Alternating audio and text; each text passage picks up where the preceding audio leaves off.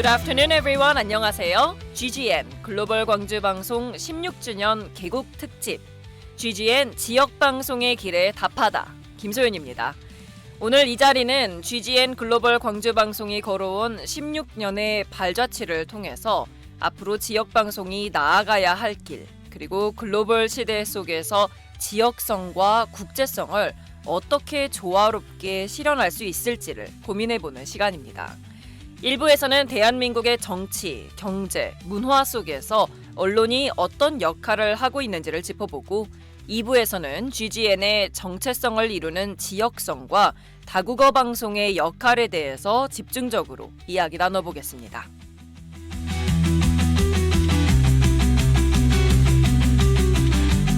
GGN 글로벌 광주 방송 16주년 개국 특집 GGN 지역 방송의 길에 답하다. 오늘 대담에 함께해 주실 두 분은 먼저 김광진 전 광주시 문화경제부시장님, 그리고 호남대학교 미디어 커뮤니케이션 학과 한선 교수님과 함께하겠습니다. 잠시 후에 뵙겠습니다.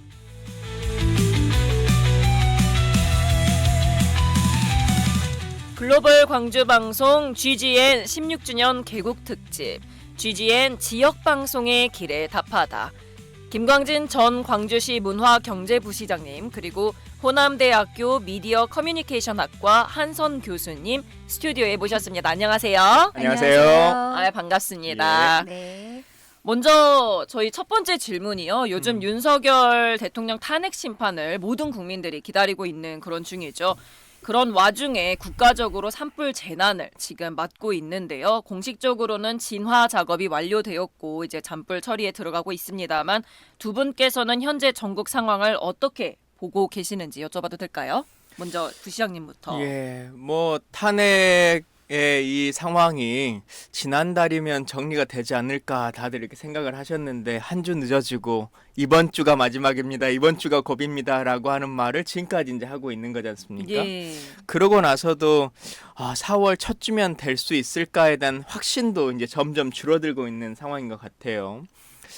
이 어려운 시기를 헌법재판관 분들이 빨리 좀 결정을 내려서 대한민국의 위기를 돌파할 수 있게 힘을 모아주셨으면 좋겠다는 생각이 들고, 말씀하신 것처럼 이제 산불 재난이라고 하는 국가적 상황에서 결국은 큰 재난이 났을 때 국가의 컨트롤 타워가 어떻게 움직이는가라고 하는 게 참 중요하거든요. 근데 제가 청와대에 있을 때를 생각해 보면 청와대 안에 국가위기관리센터 혹은 국정상황실 이런 공간들이 국가의 총체적 자원을 총동원해서 그 활동들을 하는데 지금은 이제 그런 일들을 거의 못하고 있는 거지 않습니까? 그래서 불을 끄는 문제뿐만 아니라 이재민에 대한 지원 사업에 대해서도 예산이 있냐 없냐를 가지고 여야가 지금 또 농박을 하고 있는 이런 상황이어서 빨리 새로운 정부가 좀 만들어졌으면 좋겠다 이런 생각이 듭니다. 예, 우리 교수님께서는 어떻게 또 생각하시나요? 그러니까요. 12.3 그 계엄 사태가 발발했을 때만 해도 이 사안의 위법성, 위헌성이 워낙에 명확했기 때문에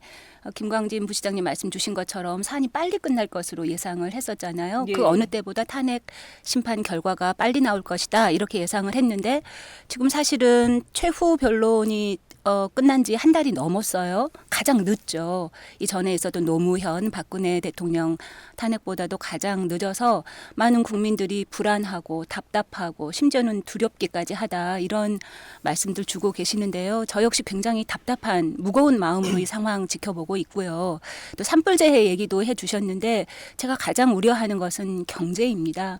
사실 제 주변에서 소상공인들 많이 만날 기회가 있는데 소비 또 경제는 심리잖아요. 심리가 너무 많이 위축이 돼서 그 IMF보다 더 힘들다 이렇게 말씀하시는 소상공인들 맞아요. 너무 많이 만나 뵐 수 있어서요. 경제를 위해서라도 또 우리 주변의 서민들, 소상공인들 위해서라도 이 사안이 빨리 정리되기를 바랍니다. 네, 이렇게 정부의 컨트롤 타워 역할이 지금 좀 공석이기 때문에 그런 공백이 빨리 메꿔져야 한다. 그리고 이런 경제적인 부분도 말씀해 주셨는데 이런 와중에 또 언론의 역할이 분명히 또 존재할 것 같습니다. 혹시 언론의 역할이 지금 현 상황에서는 어떻게 좀 필요하다고 보십니까? 그러니까 언론이 제대로 된 것을 물어봐주고 또 제대로 분석해주고 이 두 가지가 가장 중요할 것 같은데 요즘 보면 언론이 과연 뭔가를 제대로 물어주고 있는가? 예를 들자면 한덕수 총리가 권한대행께서 다시 복귀를 했어요. 근데 저는 최근에 어느 언론을 통해서도 기자분들이 한덕수 총리에게 그러면 마은혁 재판관을 언제 임명할 것입니까? 라고 하는 것을 제대로 묻는 기자를 본 적이 없습니다. 그 건으로 탄핵 심의까지 받은 분이고 그러고 복귀하고도 거의 열흘 가까이 지금 시간이 지났음에도 불구하고 그러니까 질문해야 될 걸 질문하지 않으면서 그냥 추측성 보도, 경마장식 보도들만 계속 양산하고 있는 것이 아닌가. 일반 시민들은 소위 뭐 받은 글, 찌라시 뭐 이런 걸 가지고라도 위안을 삼기도 하고 괜히 이제 뭐 이런저런 생각들을 하기라도 하지만 그런 글들을 계속 전하는 것을 언론이 할 일인가라고 하는 부분에 대해서도 한번 좀 고민해 볼 필요가 있다고 생각합니다. 예. 또 교수님께서는 또 그러니까요. 이건 좀 전공자로서 제가 답답하기도 하고 또 좀 조심스럽기도 하고 복잡하기도 하는데요. 이 지금 현 상황에서 김광진 부시장님 말씀 주신 것처럼 언론의 역할이 너무 중요하죠. 또 제대로 된 역할을 하고 있느냐 이런 의구심을 갖는 분들도 많을 테고요. 네, 지금의 이제 언론 상황 저는 좀 이제 전문적인 얘기를 조금 드릴게요. 지금의 상황은 사실 신문이나 방송 같은 과거의 레거시 미디어뿐만 아니라 다양한 소셜 미디어라든지 커뮤니티라든지 굉장히 많은 미디어들이 겹겹이 이렇게 중첩돼 있잖아요. 이제 이런 미디어 시스템을 하이브리드 미디어 시스템이다 이렇게 보통 표현을 하는데 이런 상황에서도 사실 정통 언론의 역할은 여전히 중요해요. 특히나 억측이 많고 또 가짜 뉴스 같은 그런 보도들도 많을 테는 언론이 제대로 된 질문을 하고 또 제대로 된 정보를 전달하는 게 매우 중요한데 그러니까 이제 과거보다 사실 언론의 역할이 더 줄어들었다 이렇게 말하기보다는 오히려 언론이 제대로 된 정보를 전달하는 데 있어서는 여전히 그 중요성이 남아있다 이렇게 볼 수 있는데 글쎄요 청취자분들이 그거에 많이 동의하실지 그거에 대해서는 제가 좀 자신이 없어지네요. 네, 조금 전에 두 분께서 말씀해 주신 내용이 지금 현재 이제 대한민국의 언론의 신뢰도에 대한 부분을 이제 또 짚어 주신 것 같은데요. 그렇다면 두 분께서 보실 때는 지금 뭐 언론의 정치적 독립성 또는 이제 비판 기능을 점검하는 것 그리고 뭐 언론의 정치화 이런 부분에 대해서 목소리가 있는 이 상황에서 정치권과 언론의 관계는 혹시 좀 건강하다고 보시나요? 제가 먼저 말씀드릴까요? 이제 언론의 신뢰도 문제는 저희 국내에도 잘 알려져 있는 그 옥스퍼드 대학의 부설 연구소죠. 여기에 로이터 저널리즘 연구소가 매년 해마다 전 세계 한 40여 개국을 대상으로 조사를 하는데 항상 보도가 되는 것처럼 저희는 최하위권이에요. 심지어는 맨 꼴찌를 하기도 하죠. 바로 그런 이유 중에 하나가 우리 앵커님이 말씀해 주신 것처럼 정치권과 언론이 건강한 긴장 관계를 유지하고 또 언론은 우리가 흔히 감시견 또는 제4부 이렇게 표현을 하잖아요. 예. 그 말은 정치권을 포함해서 어떤 권력 기관을 비판과 견제해야 한다 이렇게 요약할 수 있을 거예요. 권력 기관은 단지 정치권만 있는 것은 아니죠. 예를 들면 자본 권력도 있을 수 있고 행정 권력도 있을 수 있고 또 정치 권력도 있을 수 있고요. 이들을 비판하고 견제하는 역할이 너무 중요한데 그래서 감시견 이런 역할을 이름을 붙여주기도 하는데 최근에는 무슨 애완견이다 이런 표현이 나오기도 했잖아요. 뿐만 아니라 언론 스스로 권력 기구화돼서 어떤 나쁜 행태를 보이기도 하고요. 이런 모든 것들에 있어서 사실은 국민들로부터 신뢰를 받지 못하기 때문에 언론의 신뢰도가 낮고 그래서 더 가짜 뉴스가 또 팽배하고 이 여러 가지 것들이 낱마처럼 얽혀 있지 않나 그렇게 생각을 합니다. 또 저는 여기 한 가지 더 덧붙이고 싶은데요. 우리가 흔히 정치 권력, 자본 권력, 행정 권력 이런 얘기는 참 익히 많이 들어왔는데요. 저는 최근에 글쎄요 대중 권력 이런 말이 성립할지 모르겠지만 이 정치권에서의 포퓰리즘 문제 또 언론이 이에 편승하는 문제도 대단히 우리가 지켜봐야 할 문제다 이렇게 생각을 하고 있어요. 물론 민주주의는 대중이 중심이 되고 민중이 어떤 중심에 서는 그런 제도임에는 틀림없지만 어떤 강한 극한 팬덤에 좌우하는 이런 포퓰리즘은 하나의 권력으로서 좀 조심해야 된다 이렇게 생각하고 있습니다. 네, 시사하는 바가 큰 것 같습니다. 혹시 예. 부시장님께서는 어떻게 보십니까? 교수님께서 거의 이제 대부분 말씀해 주셨습니다만 추가로 하나를 좀 생각해 본다면, 그러니까 정치권과 언론의 관계에서 일반적으로 이제 교수님 말씀하신 게 거의 대부분 이제 맞아 떨어지고 또 하나 한국의 좀 특이점 중에 하나는 언론이 정치권을 리드한다라고 하는 생각도 갖고 있는 것 같아요. 그러니까 특히 이제 특정 사주가 중심이 된 언론사라고 하는 입장에서 보면 대부분 이제 보수 쪽 정치권과 연관이 많이 될 텐데요. 그 정치권을 대표하는 리더를 우리가 선정할 권한이 있다라고 하는 생각을 언론에서도 많이 갖는 것 같아요. 그래서 뭐 예를 들면 지금 윤석열 대통령이 만들어지는 과정에 있어서도 그렇고 이후에 지금 국민의힘의 대권 주자들을 만드는 여러 모습들을 봤을 때도 이 사람은 국민이 보기에가 아니라 언론사인 우리가 보기에 적합하다, 적합하지 않다 이런 사람이 좋다라고 하는 여론을 형성해서 만들어 나가는 측면 이런 것들도 한국 정치에서 특이한 언론과 정치권의 관계 중에 하나라고 볼 수 있을 것 같고요. 또 하나는 그런 과정에서 언론이 가지고 있는 정보력이라고 하는 그 정보력이 취재의 정보력이라기보다는 네트워크를 통한 정보력을 통해서 특히 이제 검찰과의 관계성으로 특정 정치인을 무력화시키는 방법의 일들을 많이 합니다. 그러니까 그 사람이 어떤 일을 잘못해서 비리를 적발하고 한다라기보다 자신들이 밀고 있는 후보를 위해서 상대가 되는 후보에게 타격을 줄 수 있는 검찰의 소스들을 계속 활용하는 것 이런 게 한국 정치와 한국 언론이 특이하게 가지고 있는 구조 중에 하나이지 않을까 싶습니다. 네, 아마 많은 청취자분들도 들으시면서 공감하는 부분이 좀 클 것 같은데요. 자, 그러면 저희가 주제를 살짝 옮겨서요. 최근 뭐 저희 OTT라던가 유튜브 그리고 SNS 영향 속에서 이 문화 콘텐츠 시장이 급격하게 변화하고 있는데요. 이런 미디어 콘텐츠 플랫폼화 경향 이런 상황에서 언론의 역할은 또 그에 발맞춰서 어떻게 변화하고 있다고 보시나요? 뭐 이것도 제가 먼저 예. 말씀드릴까요? 글쎄 제가 이제 뭐 학계에 몸담은 지 좀 수십 년이 지났는데요. 그 시기별로 일종의 키워드랄까 뭐 이런 상징어들이 있어 왔는데 최근의 키워드는 단연 플랫폼 콘텐츠입니다. 그 제가 에피소드 하나 말씀드릴 텐데요. 친하게 지내는 문화 기획자가 한 분 있는데 이제 젊은 여성이에요. 30대 여성이에요. 제가 연구 때문에 뭐 인터뷰할 일이 있어서 뭐 이런저런 거를 물어보다가 퇴근한 후에 일상에 대해서 좀 얘기해 주세요. 이렇게 얘기를 했더니 집에 가자마자 텔레비전을 킨다는 거예요. 제가 너무 깜짝 놀랐지 않았겠습니까? 그래서 네? 웬일로 텔레비전을 켜세요? 그렇죠. 요즘 TV는 잘 안 보게 되니까요. 반전은 그 다음에 있습니다. 그랬더니 텔레비전을 켜고 유튜브나 넷플릭스를 본다는 거예요. 예, 그래서 예. 그렇지. 텔레비전은 수상기에 불과하지. 그냥 보는 디바이스지 이렇게 생각을 했어요. 아마 청취자 여러분들 많이들 느끼실 텐데요. 지금은 뭐 예능, 재미나 오락을 위해서 텔레비전을 보는 인구가 정말 많이 줄어들었을 거예요. 대부분 유튜브나 넷플릭스를 통해서 뭐 예능이랄지 드라마랄지 오락이랄든지 심지어는 정보, 시사도 얻게 되니까요. 그러면 이제 이런 OTT나 플랫폼 시대에 언론의 역할은 사라지는 거냐 이런 의구심이 들 텐데요. 이제 저는 전공이기도 하고 그렇지도 않습니다. 실제 연구 결과로도요.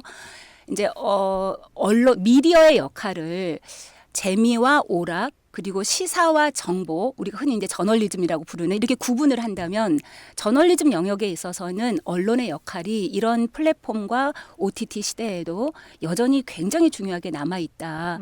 특히나 조금 전에 말씀드렸던 하이브리드 미디어 시스템에서는 정통 언론의 제대로 된 저널리즘 기능이 더 중요하다. 이렇게 말씀드릴 수 있겠습니다. 정통 언론의 제대로 된 그런 언론적인 그런 부분에 대해서 말씀해 주셨고요. 부시장님은요? 그러니까 그런 것들을 지켜내려고 노력하는 언론들도 많이 있기도 합니다만 또 이제 다수의 상황으로 보면 말씀하셨던 OTT나 SNS 이제 이런 것들이 문화 컨텐츠 시장하고는 좀 이제 별도의 얘기로서 언론으로 이제 보자면 요즘은 언론에서 전해주는 뉴스와 유튜버들이 말하는 뉴스라고 하는 두 가지로 나뉘는 것 같아요. 근데 예전에는 신문을 통해서 뉴스를 본다라고 하는 것은 사실 전달이라고 하는 측면도 있지만 그것을 바라보는 해설을 어떻게 해주느냐 그리고 그것을 통해서 평론을 어떻게 해주느냐라고 하는 것들을 많이 읽었잖아요. 특히 우리가 뭐 사설 같은 것들은 뭐 필사로 읽기도 하고 예전에는 이제 그렇게 하기도 했었는데 요즘 보면 뉴스 채널이라고 하는 곳들은 대부분 실시간성에 사실 내용도 없는 속보 한 줄짜리 이런 것들을 더 많이 양산하고 유튜버들이 그 내용을 받아서 그 사실 여부와 진위 여부가 확인되지 않은 상태로 나름의 평론을 해주는 것들이 더 높아지는 것 같아요. 그래서 청취자들이나 독자들 입장에서는 어떤 상황들을 이해하려고 할 때 그게 옳고 그른가를 떠나서 우리 진영의 사람들에게 내가 저 말을 전해 듣고 뭔가 말이라도 해보려면 유튜버를 통해서 교육을 받아야 되고 학습을 해야 되는 상황.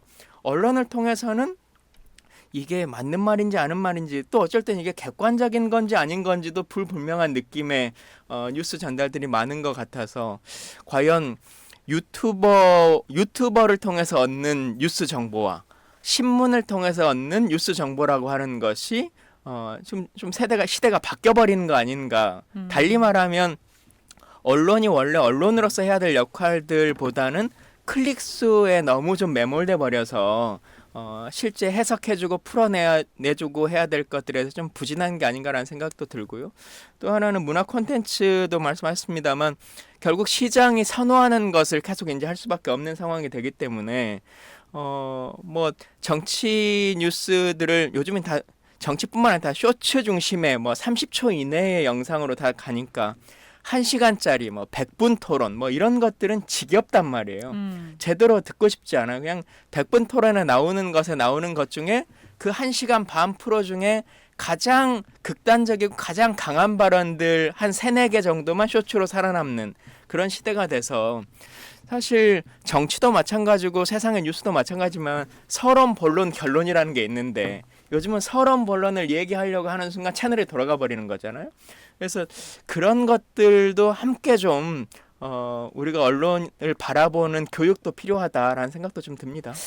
이 대목에서 제가 알고리즘 또는 확증 편향 얘기 한 가지 더 하고 싶은데요. 사실 이제 이 주제만 하더라도 우리가 1시간을 다뤄도 부족할 정도의 내용이기는 한데 말씀 주신 것처럼 우리의 언론 신뢰도가 전반적으로 낮아지기 때문에 또 특히나 한국적인 특이한 현상 중에 하나가 이 포털이나 유튜브와 같은 곳을 통해서 뉴스 또는 시사 정보를 얻는 사람이 다른 해외 사례보다 훨씬 높다는 거예요. 이 말은 이제 언론의 신뢰도가 낮으니까 내가 듣고 싶은 나하고 진영적으로 비슷한 내 기호에 맞는 얘기를 해주는 사람들의 해석을 통해서 또는 뉴스 전달을 통해서 어떤 정보를 얻는다는 것인데 예. 이게 우리가 잘 알고 있는 알고리즘과 확증 편향의 문제에 빠지게 되는 거잖아요. 그래서 이럴 때일수록 사실은 정통 언론에 제대로 된 뉴스가 중요합니다. 아까 100분 토론 얘기를 해주셨는데 사실 100분 토론 다 듣는 사람 없으니까 100분 토론이 안 중요하다가 아니라 이건 일종의 종자 뉴스, 우리가 보통 씨앗 뉴스라고 표현을 하거든요. 핵심이 된 제대로 된 뉴스를 생산을 하고 이것이 여러 경로를 통해서 전달되게 하는 게 정통 언론, 레거시 미디어에 남겨진 숙제이지 그 컨텐츠 자체를 만들지 말라는 아니라는 점을 얘기하고 싶네요. 예, 저희가 사실 언론에 대해서 많이 생각해 볼 부분도 있고요. 지금 시사하는 바도 굉장히 큰데 일단 1부 여기에서 마무리를 하고 2부에 저희가 조금 더 이어서 진행을 해보면 좋을 것 같습니다. 지금 GGN 16주년 개국 특집 GGN 지역방송의 길에 답하다 듣고 계시고요.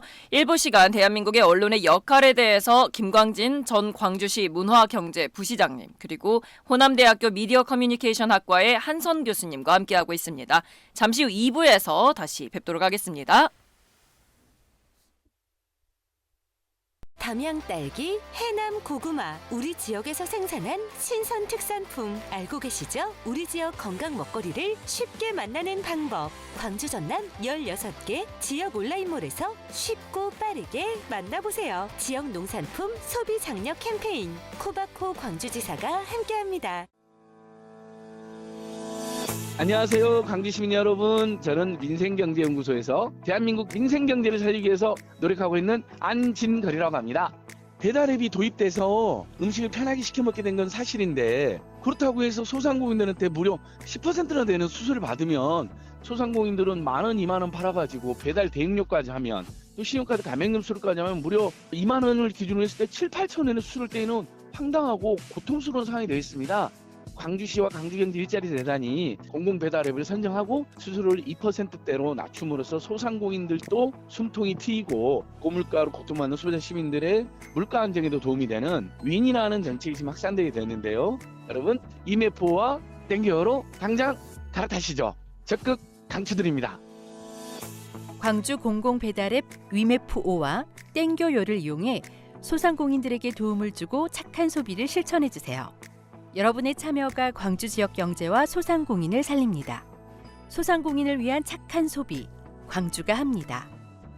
이 캠페인은 GGN과 광주경제진흥 상생 일자리 재단이 함께합니다.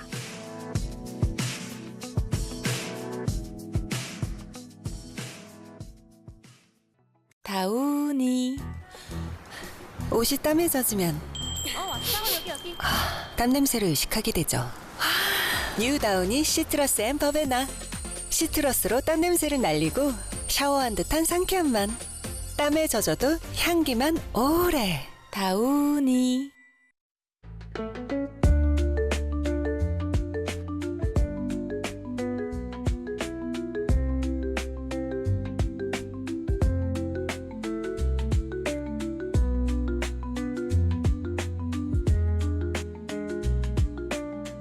윤석열을 향해서 내란 우두머리라고 하고 123 비상 계엄에 대해서 내란이라고 규정하는 것은 법적인 규정이 아닙니다. 객관적으로 드러나 있는 다툼이 없는 최소한의 사실관계만 가지고 판단하는 거예요. 사안별로. 윤석열이 문제면 이재명도 문제야. 일반화의 오류 그리고 다른 반론을 차단한다는 의미에서 원천 봉쇄의 오류입니다.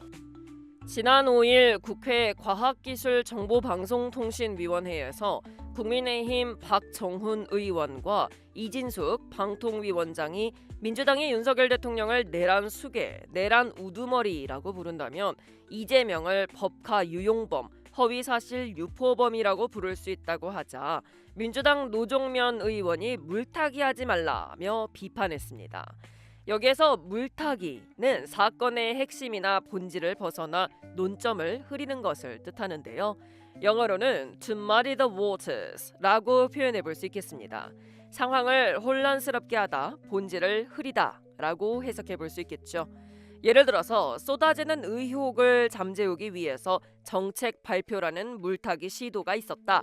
영어로는 In an attempt to divert attention from the mounting allegations, there was an effort to muddy the waters by announcing new policies. 라고 해볼 수 있겠죠. 다시 한번 물타기하다, 영어로 to muddy the waters. 지금까지 시사톡톡이었습니다.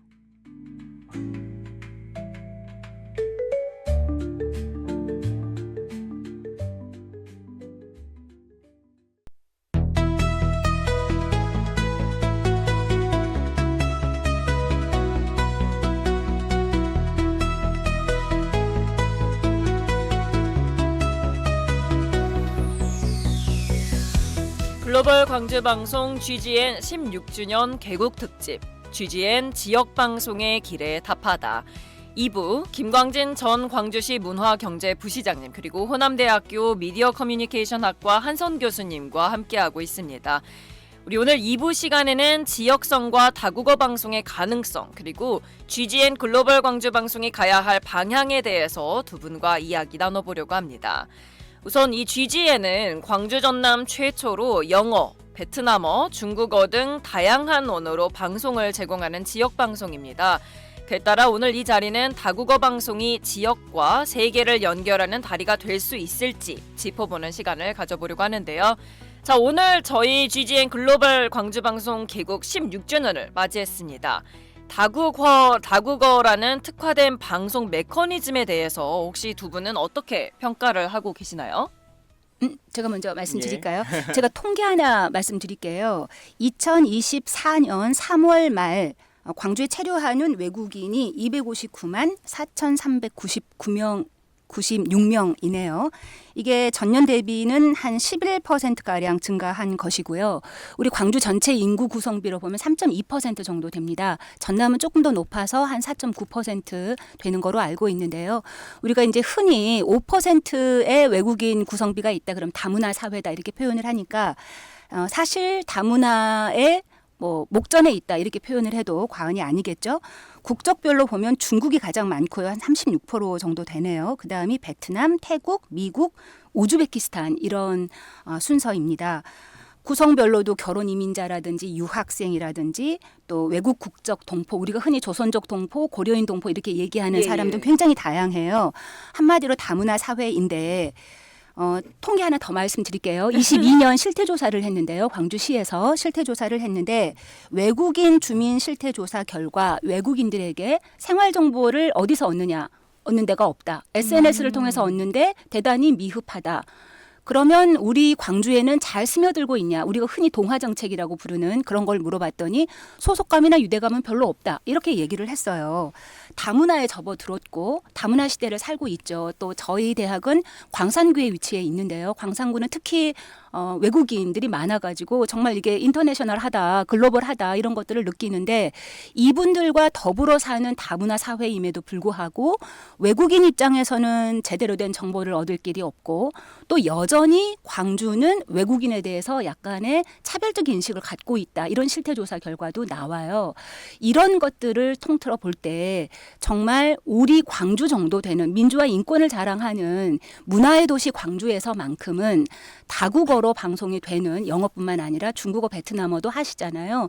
이런 방송을 통해서 더불어 함께 사는 사람들이 제대로 된 정보를 얻기도 하고 또 우리도 그들과 함께 사는 차별된 인식을 없애는 이런 방송 하나쯤은 있어야 된다. 그게 GGN이 해주지 않을까 이렇게 생각을 합니다. 아, 예, 좋은 말씀입니다. 혹시 예. 김광진 부시장님께서는 어떤? 저희가 이제 16년이 됐고 한 15년 동안은 영어 방송이라고 하는 이름이었다가 이제 글로벌 광주 방송이라고 하는 것으로 이름이 이제 개명된 거지 않습니까? 네네. 그러니까 사실은 다국어라고 말합니다만 영어가 중심이 되는 방송국이었고 실제 프로그램들도 현재도 뭐 영어의 중심 폭이 훨씬 더 높은 것이죠. 근데 고민해 볼 필요성은 저희가 이제 이런 평가를 할 때는 다국어 방송이기 때문에 외국인들에게 어떻게 접근할 것인가라고 하는 얘기들을 많이 하는데 실제 우리가 방송을 만들거나 제작하거나 혹은 들어줬으면 하는 사람들의 층은 한국인인데 영어 공부를 하려고 하는 사람이거나 뭐 외국어를 공부해보고 싶어 하는 사람이거나 혹은 그 사람들에게 적당히 한국어와 영어가 섞여서 정보 전달을 하려고 하는 것은 아니었는가. 그래서 실제 방송의 편성은 A라는 방향으로 하고 있으면서 결과는 B라는 방향이 나오기를 바라고 있는 것은 아닌가라고 하는 고민도 해볼 필요성이 있을 거라고 듭니다. 그러니까 실제 결혼 이주민 혹은 고려인 분들에게 전달하기 위한 방송을 만드는가. 그리고 특히 이제 광주 같은 경우는 고려인 마을은 고려인 방송국이 또 따로 있거든요. 그분들은 그곳을 통해서 정보 전달을 많이 듣고 있습니다. 그래서 그런 부분도 다른 지역과는 좀 다른 측면에는 있다라는 생각이 들고 그래서 그런 고민들은 방송국이 계속 좀 해야 될 일이라고 생각합니다. 네. 자, 그렇다면 약간 주제를 옮겨서요. 광주시가 다문화 인구 증가와 함께 글로벌 도시를 표방하고 있거든요. 이런 변화 속에서 우리 방송국을 포함한 또 지역 방송은 어떤 역할을 해야 한다 이렇게 보실까요?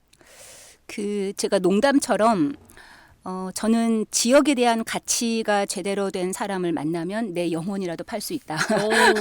라고 말을 할 정도로 사실 지역 언론의 문제, 지역 대학의 문제는 그들만의 문제가 아닌 것이거든요. 우리 지역 전체의 문제이고 그것이 이제 곧 어떤 지방화 시대라든지 지방 분권과 연결되어 있는 문제다 이렇게 생각을 하는데요. 우리가 이제 지역 방송은 공공재다 이런 얘기 정말 많이 들어보셨잖아요. 이제 공공재는 사실은 시장의 원리에 따라서 작동하기에는 조금 효용성이 없을지 몰라도 굉장히 중요한 공익적 가치를 갖고 있기 때문에 공공재다 이렇게 얘기를 하는데 저는 여기서 한 걸음 더 나아가서 가치재다 이런 표현을 아주 오래전부터 쓰고 있어요. 이 가치재라는 표현은 제가 만든 말은 아니고요. 캐나다 출신의 미국에서 활동하는 연구자인데 크리스토퍼 알리라는 사람이 공공재보다 훨씬 더 강한 공익성을 갖고 있을 때 가치재다. 우리가 가치가 있는 거는 시장에 보이지 않는 손에 따라 움직일 게 아니라 정말 지켜야 하는 영역인 것이잖아요. 지역방송은 가치재다. 뭐 예를 들면 다국어 방송도 가치재다. GGN도 가치재다. 이렇게 볼 수가 있는 거죠. 이 말은 정책적, 제도적 지원을 통해서 후원해야 한다는 의미예요.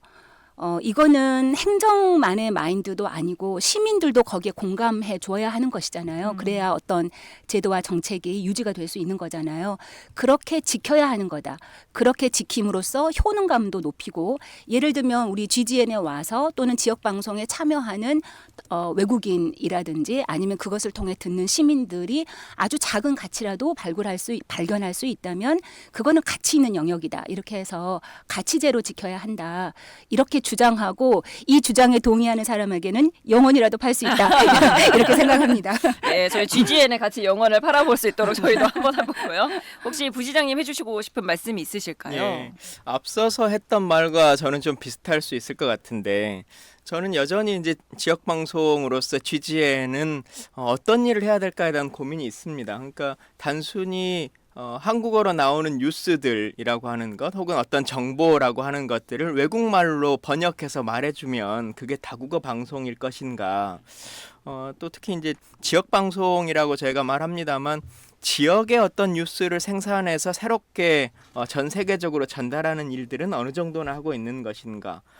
그게 전 세계까지 안 가더라도 국내 안에서 광주의 어떤 목소리가 이 지역 방송국을 통해서 얼마나 펼쳐져 나가고 있는가라고 하는 것에 대해서도 우리가 좀 깊게 고민해 봐야 될 것 같고요. 또 하나는 이 청취자의 효용성이라고 하는 측면 안에서 어느 정도 적합성을 맞춰 나가고 있는 것인가. 앞서 말씀드린 것처럼 우리가 제작진이 생각하는 방향성과 청취자들이 원하는 방향성이 좀 달리 가고 있는 것은 아닌가라고 하는 측면도 있고 또 하나는 과연 그러면 다국어를 쓰는 광주의 시민분들이 어떤 정보를 얻기 위해서 혹은 이런 정보를 나와 비슷한 사람들에게 전달하고 싶어서 GGN이라고 하는 것을 찾고 싶은 욕구를 어느 정도나 만들어주고 있는가.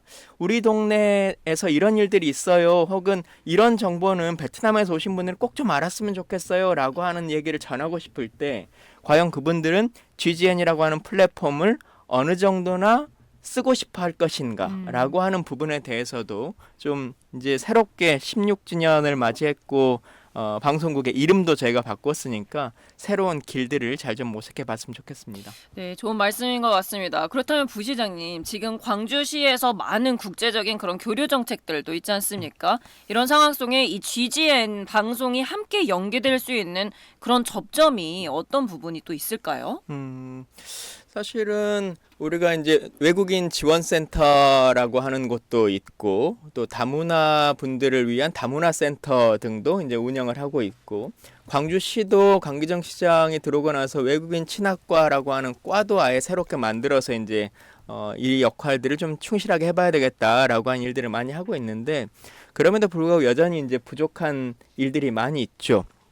특히 이번 산불을 날 때 제가 그런 생각이 좀 들었는데 산불 뉴스 중에 이런 게 있더라고요. 그러니까 재난 문자라는 걸 보내지 않습니까? 네. 근데 재난 문자가 2G 폰에는 전달이 안 된대요. 맞아요. 네. 예, 스마트폰에만 전달이 되고. 근데 노인분들의 사망자가 이번에 많았는데 그분들 대부분은 2G 폰, 알뜰폰 이제 이런 것들을 이제 대부분 쓰고 계시잖아요. 과연 이 라디오 채널이라고 하는 이제 지금은 저희 방송은 유튜브로도 이제 송출이 되긴 합니다만 라디오 채널이라고 하는 것을 통해서 과연 잘 전달되고 있는 것일까? 라디오의 장점도 있습니다만 시대가 변화하고 상황이 변화하면 정보를 획득하는 방식들이 여러 개가 이제 달라질 텐데 그런 면에서 정보 전달의 수단과 형식으로서 GGN은 새로운 길에 잘 적응하고 있는가 그리고 그게 대한민국 전체 국민들의 전환되는 수단과는 좀 다르게 다문화의 삶을 살아가는 분들이 가지고 있는 여러 환경들이 또 조금은 다르게 있는 거지 않습니까? 그런 것에 적합하게 매체 채널들이 변화하고 있는가라고 하는 부분에 대해서도 저희가 좀 고민해봤으면 좋겠습니다. 네, 그런 의미에서 저희가 계속해서 이제 뭐 자매 결연이라든가 외국인 투자 유치 또 국제 행사들을 해내가는 광주시에 이렇게 함께 발맞춰서 진행할 수 있도록 고민해 볼 수 있는 점인 것 같습니다.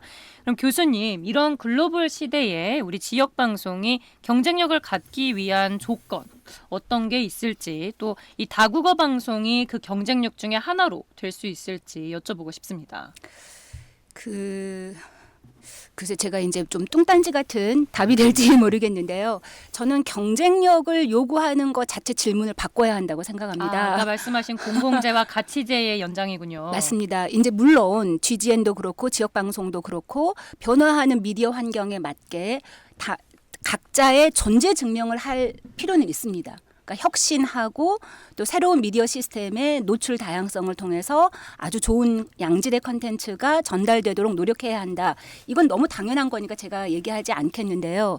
이것과 더불어서 시장의 원리에서 살아남을 만한 자생력을 갖추어라, 경쟁력을 갖추어라, 지속 가능성을 보여줘라 라고 요구하는 것은 이미 우리가 가치제라는 사회적 합의를 떠난 상태이기 때문에 저는 이제 그 얘기보다는 어떤 효능감 얘기를 조금 더 하고 싶은데요. 근데 사실 우리가 서두에 앞서 이렇게 많은 얘기가 나오기는 했습니다만 사실 다문화 사회에 이미 진입했다고 봐도 과언이 아니고 그러면 다문화 정책은 역사적으로 보았을 때 과거에는 이제 디아스포라 정책 이렇게 보통 표현을 하잖아요. 이 이주민들에 대한 정책이 과거에는 동화였어요. 우리 한국에 들어와서 네네. 한국화되라. 우리도 마찬가지로 미국에 갔다면 미국화되라. 맞죠. 유럽화되라. 이런 거였다면 지금은 각자의 색깔을 유지하는 이를테면 따로 또 가치처럼 다양하게 더불어 사는 다문화 정책이 된 거잖아요. 그러면 그런 의미에서 봤을 때 지역 방송도 그렇고 GGN은 효능감이 충분하다는 것이죠. 그거로 비록 자생력이 없을 수 있지만 경쟁력으로 시민들의 눈높이에 설령 맞지 않을 수 있지만 그 자체로 효능감이 충분하다. 질문을 바꿔야 한다. 저는 그렇게 생각합니다. 네. 말씀하셨던 것처럼 예전에는 소위 멜팅팟이라고 했으면 이제는 좀 샐러드볼이라고 해서 이제 각자의 그 모든 인디펜던트한 그런 부분들이 좀 많이 강조가 되는 시대이기 때문에 해주신 부분이 좀 많이 시사점이 되는 것 같습니다. 그럼 이제 두 분께 동시에 여쭤보고 싶은 부분이 광주광역시가 어찌됐든 지금 세계 속 문화도시다 이렇게 하면서 자리를 잡아가고 있습니다. 이런 순간에 지역방송의 글로벌 확장은 어떤 의미를 갖는다고 혹시 보실까요? 뭐 예를 들어서 문화 수출이라던가 국제적인 도시 이미지 제고와 이렇게 연결된 부분에서 생각해 봤을 때요. 예. 그러니까 저희 방송이 이주민을 위한 어떤 방송만이 아니라 실제 광주 안에 있는 여러 문화를 외국어로 어떻게 잘 전달할 수 있을까? 외국의 감성에 잘 전달할 수 있을까? 그러니까 한강이란 작가가 노벨 문학상을 받았을 때 많은 사람들이 번역이라는 것을 어떻게 한 것일까? 그래서 외국 사람들에게 이 감정을 어떻게 잘 전달했을까에 대한 얘기들을 많이 했지 않습니까? 이제는 그런 그 번역의 일들을 글로벌 광주 방송이 해줘야 될 것이라고 생각합니다. 특히 광주는 다른 어떤 곳들보다 아시아 문화의 중심 도시다라고 하는 것으로 특별법까지 만들어져 있는 도시지 않습니까? 그리고 ACC라고 하는 좋은 공간들이 있고 또 광주시가 매년 국제 인권 포럼 등을 통해서 전 세계의 많은 인권학자들이 광주를 찾아오면서 광주의 정신을 이렇게 얘기하고 있는데 그런 것들이 그냥 그때그때 전시로 끝나버리고 또 결국은 아시아 문화 중심을 아시아 문화를 보여준다고 하지만 그곳을 찾아오는 내방객들 중심으로 보고 그냥 끝나버리는 상황이 되는 것이 너무 좀 아쉬운 것 같아요. 그래서 이런 영상들을 베트남은 베트남어로 또 태국어로 여러 가지 언어로 번역하고 또 그 나라 단순히 한국어로 된 말을 번역해 주는 것만이 아니라 그 나라 사람들이 어떤 부분에 대해서 터치감을 가질 것인지를 맞게 기획해서 영상들을 좀 만드는 일들 이런 게 GGN뿐만 아니라 광주시 전체가 좀 해야 될 일이 아닐까라는 생각도 좀 듭니다. 예. 저는 한마디만 덧붙일게요. 저기 부시장님께서 너무 좋은 말씀 많이 해주셨는데 그 제가 GGN 자랑 좀 할까요? 그 사실 이제 좀 자료를 찾아보다 보니까 광주 뭐 문화, 인권, 민주의 도시이잖아요. GGN에서 만들었던 프로그램 중에 5.18 특집 다큐 그리고 또 이거를 베트남어인가요? 잠시만요. 미얀마를 위한 광주의 행진곡을 제작을 해서 이달의 네. PD상을 받기도 맞습니다. 했더라고요. 네, 미얀마 네. 지금 지진 때문에 굉장히 힘든 상황인데 이런 것들에서 보여지는 것이 광주가 아시아 더 넘어서 세계로 향하는 민주화, 문화와 인권의 도시가 될 수 있다. 이렇게 얘기할 수 있을 것 같은데요. 너무 좋은 말씀을 지금 들은 것 같습니다. 한강의 이제 번역 관련해서도 저희가 특집으로 내보내기도 했었는데요. 말씀해 주신 것처럼 이렇게 그냥 한국어에서 다른 언어로 번역하는 부분뿐만이 아니라 그 나라의 정서라든가 상황을 같이 이해하면서 공감할 수 있는 그런 제작을 하는 것 좋은 의미인 것 같습니다. 그럼 이제 마지막으로 이제 GGN 같은 지역 다국어 방송이 앞으로는 어떤 방향으로 나아가야 한다. 이런 부분에 대해서 한 말씀씩 여쭤봐도 될까요? 전문가께서. 먼저. 제가 사실 제가 이제 이 프로그램 준비를 하면서 좀 이런저런 자료들을 찾아봤어요. 학술 자료도 찾아보고 기사도 찾아보고 사실 좀 깜짝 놀랐어요. 생각보다 너무 자료가 없는 거예요. 네. 기초적인 데이터는 말할 것도 없고 연구 분석 자료가 너무 없어서 이런 외국어 방송, 다국어 방송이 서울, 광주, 부산 세 군데가 있는 그렇습니다. 것으로 알고 있어요. 그런데 각 지역에 있는 연구자들이 뭐 하고 있었나 또는 데이터는 왜 이렇게 부족한가 이렇게 나름 반성도 했는데요. 저도 역시 이게 제 주 전공이 아니다 보니까 좀 피상적으로 알고 있었던 게 많더라고요. 그래서 지금 GGN이 새로운 16년 맞이해서 새로운 어떤 질적 변환을 모색한다면 사실 이건 GGN만의 문제는 아니고요. 광주시의 문제일 수도 있고 우리 전체의 문제일 수도 있을 것 같아요. 다 같이 기본적인 조사라도 해야 되는 거 아닌가? 기본적인 연구라도 해야 되는 거 아닌가? 이런 생각을 해보았습니다.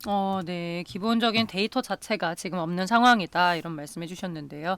그런 예. 부분에서 함께 하자. 그 교수님께서 경쟁력이나 지속 가능성이라고 하는 것보다는 공공성이라고 하는 가치를 우리가 좀 더 넓게 봐야 된다 이제 말씀하셨는데 용어적으로 이제 동의하면서도 지속 가능성이라고 하는 것에 있어서 단순히 예산을 얼마나 확보하거나 광고를 얼마나 얻어낼 건가의 문제로서의 지속 가능성이 아니라 과연 시민들이 동의하는가 이 방송이 지속되는 것에 대해서 이 효용성에 대해서 어느 정도나 좋아하는가. 예를 들면 예전에는 영어 공부를 하려고라도 그러니까 10몇 년 전에라는 영어 공부를 하기 위해서라도 라디오에서 이걸 틀 수밖에 없었는데 요즘은 유튜브만 열면 영어 방송 뭐 아주 좋은 강의까지 다 있는 시대가 왔습니다. 다른 언어도 마찬가지고. 그래서 그런 일들의 하위 개념으로서 이 일을 계속 반복하는 것이 지속 가능성이 있는 것인가.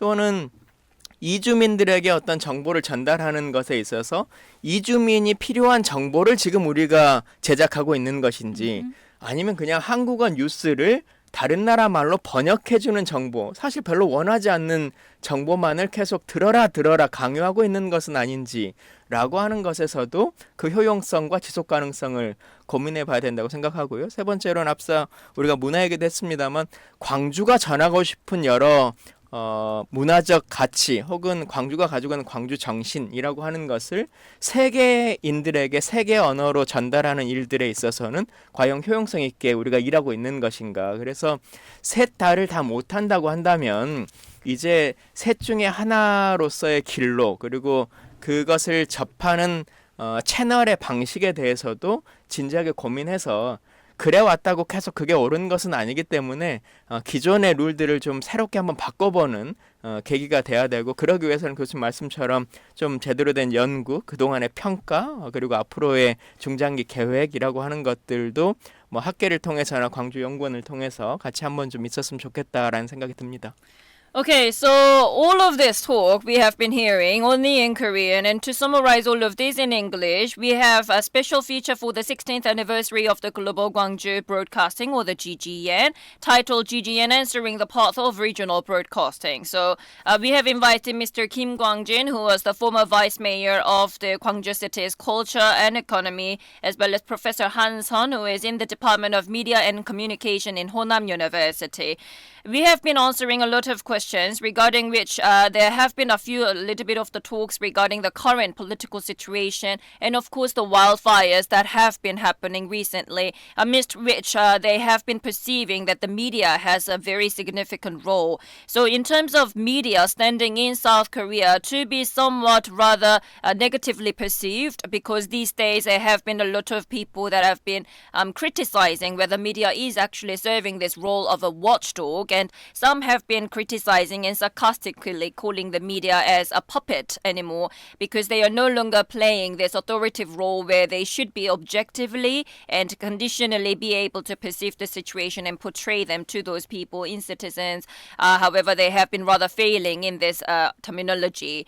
And also there have been a lot of talks regarding the populism playing an effect in this media role as well, because it is almost as if the media is being swayed and influenced by the great fandom, or media itself playing a political role in this amidst this going on situation where they are no longer investigating but more like networking, and so therefore they are, instead of borrowing this power from the citizens themselves, more like swaying their own political power in the political situations as well.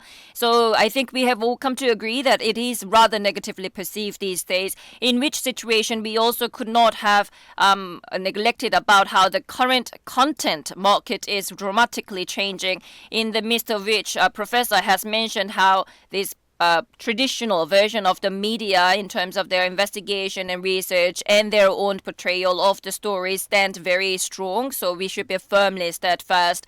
Whereas Vice Mayor has mentioned that amidst the ongoing situation, we should also be able to recognize the trend and the flow to be able to go along with the flow and be able to have an influence in this kind of situation. Also, there have been a little bit of the talks in our second part of the program where GGN is greeting its 16th anniversary since its opening, and we are having this multicultural languages, because we not only have English but also Chinese, Vietnamese and other languages where we are broadcasting, in which sense Professor Han had come up with a research paper that as of last year there are 2.59 million people that are of multicultural backgrounds that are residing within Gwangju City. This composes about 3.2% of the total population, whereas in Jeonnam region there is almost 5%, and when there is a population of about 5% of the multiculturalism, we consider it a multicultural society. So in which sense we are actually agreeing that Gwangju and Jeonnam areas are actually entering in or have already entered into the multicultural society, where this global Gwangju network is no longer only English based, and we are serving 4 multicultural languages, so it is actually playing a significant role, if not already it should be.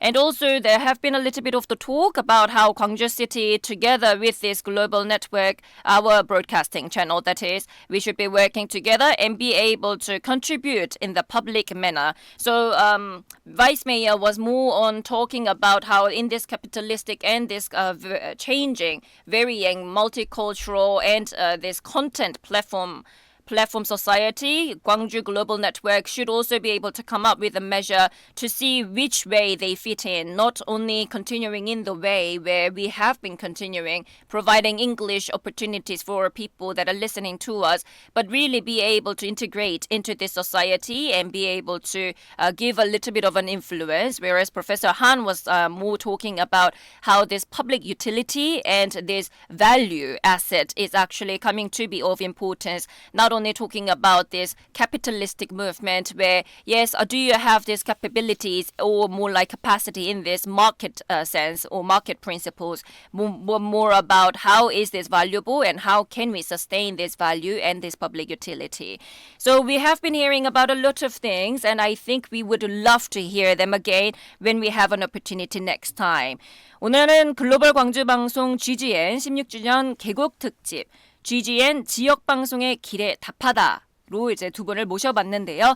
지금까지 김광진 전 광주시 문화경제부시장님, 그리고 호남대학교 미디어 커뮤니케이션 학과의 한선 교수님과 함께했습니다.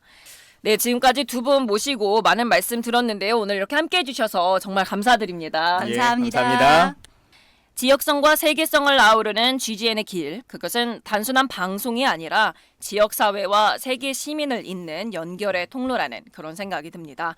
앞으로도 글로벌 광주방송 GGN은 여러분과 함께 지역의 이야기를 세계로 전하며 더 넓은 공공의 가치를 실현해 나가겠습니다.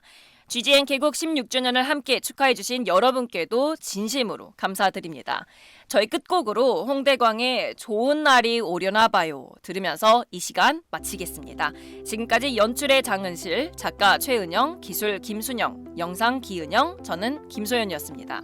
내일 정오에 라디오와 유튜브로 다시 찾아뵐게요. 감사합니다.